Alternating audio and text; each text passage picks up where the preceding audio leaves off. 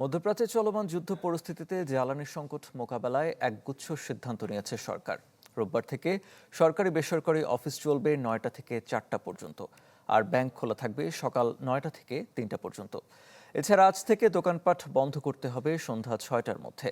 রাতে জাতীয় সংসদ সচিবালয়ে মন্ত্রিপরিষদ বৈঠক শেষে এসব কথা জানান মন্ত্রিপরিষদ সচিব। সময়ের সাথে সাথে দেখা দেয় নিত্য নতুন প্রয়োজন। রেডি থাকতে হয় প্রতি মুহূর্ত। তাই এলো ইনোভার, যেন আপনি লাইফে থাকেন রেডি প্রতিদিন। Innova, designed for now.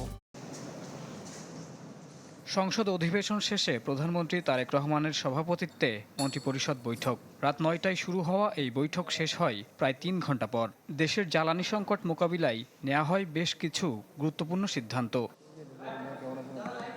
মন্ত্রিপরিষদ সচিব নাসিমুল গনি জানান, সরকারি বেসরকারি অফিস চলবে সকাল ৯টা থেকে বিকেল ৪টা পর্যন্ত, আর ব্যাংক খোলা থাকবে সকাল ৯টা থেকে ৩টা পর্যন্ত।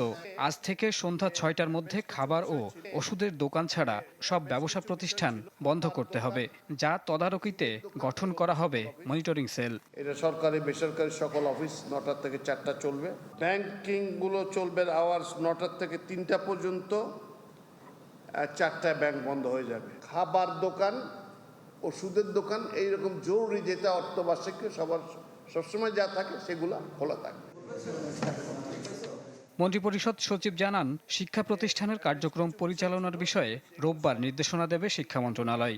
শিক্ষার বিষয়ে শিক্ষা মন্ত্রণালয় যে বিভিন্ন জায়গায় যে চাহিদা আছে বিভিন্ন পর্যায়ে সেটা বিবেচনা করে নিয়ে রোববার থেকেই কিছু আলাদা নির্দেশনা দেওয়া শুরু করবে।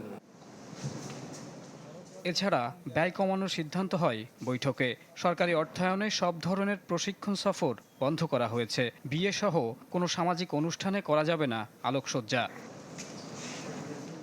মোহাম্মদ শফিক, চ্যানেল 24, ঢাকা।